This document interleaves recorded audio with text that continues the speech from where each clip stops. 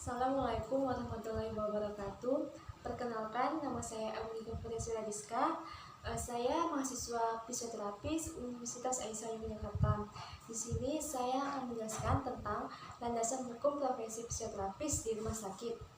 Yang pertama yaitu Peraturan Menteri Kesehatan Republik Indonesia Nomor 65 Tahun tentang Standar Pelayanan Fisioterapi. Dan yang kedua yaitu Peraturan Menteri Kesehatan Republik Indonesia Nomor 80 Tahun 2013 yaitu tentang penyelenggaraan pekerjaan dan praktik fisioterapis, yaitu ada pasal 1 dalam peraturan menteri ini yang dimaksud dengan yang pertama, fisioterapis adalah setiap orang yang setelah lulus pendidikan fisioterapi sesuai ketentuan peraturan perundang-undangan.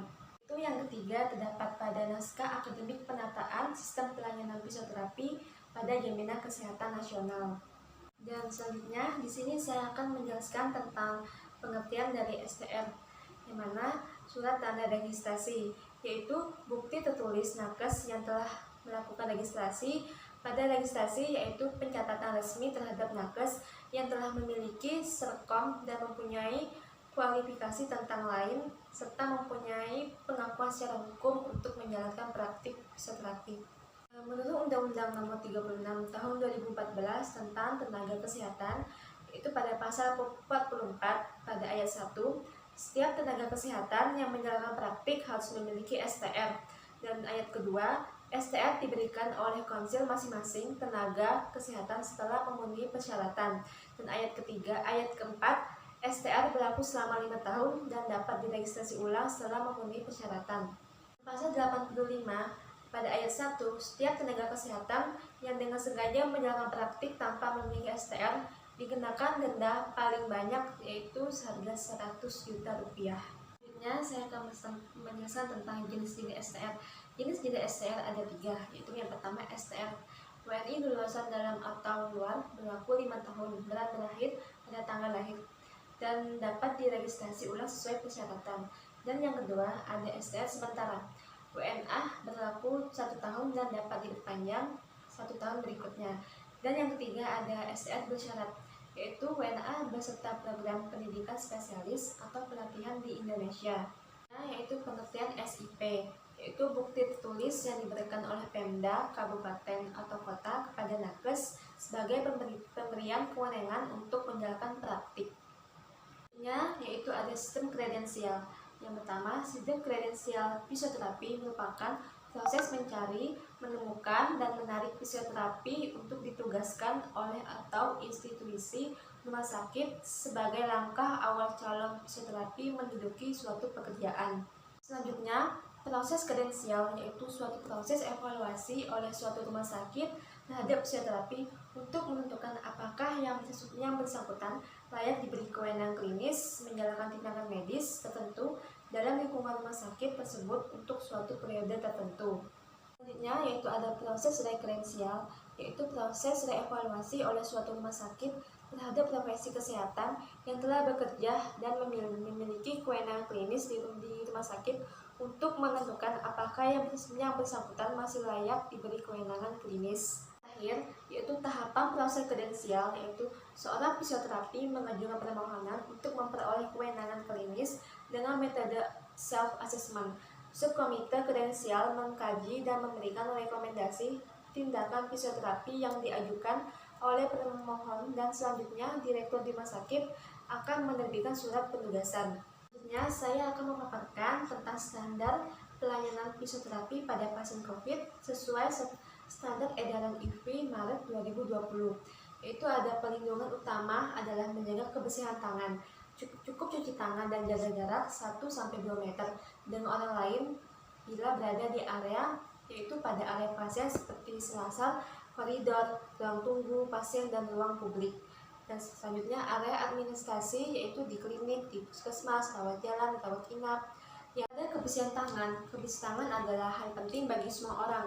Lakukan cuci tangan pada 5 momen, yaitu sebelum menyentuh pasien, sebelum melakukan tindakan aseptik maupun membersihkan pasien, setelah melakukan tindakan aseptik atau terpapar cairan tubuh pasien, setelah menyentuh pasien, setelah menyentuh area sekitar pasien.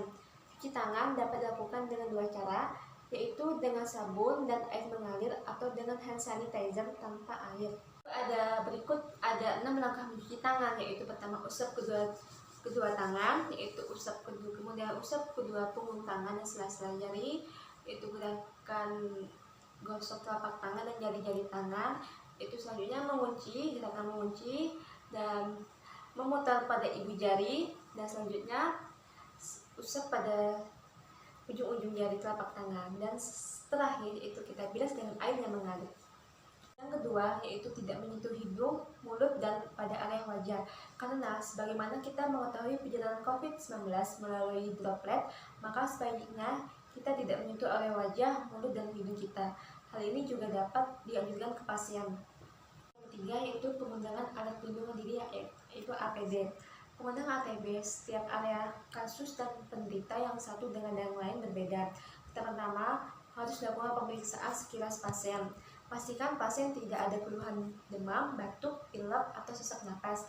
Bila mana ditemukan pasien dengan kondisi klinis demikian, maka dipisahkan dan dilakukan screening lebih jauh.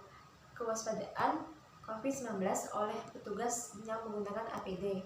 Bila Anda fisioterapis yang bertugas di ruang isolasi Pinere, maka APD yang harus digunakan setelah cuci tangan yaitu adalah apron, penutup kepala atau bergo, sepatu tertutup, google atau kacamata. Itu ketika ada risiko percikan cairan tubuh pada pasien, yaitu bisa selanjutnya gunakan visor, sarung tangan atau handscoon, dan terakhir masker N9.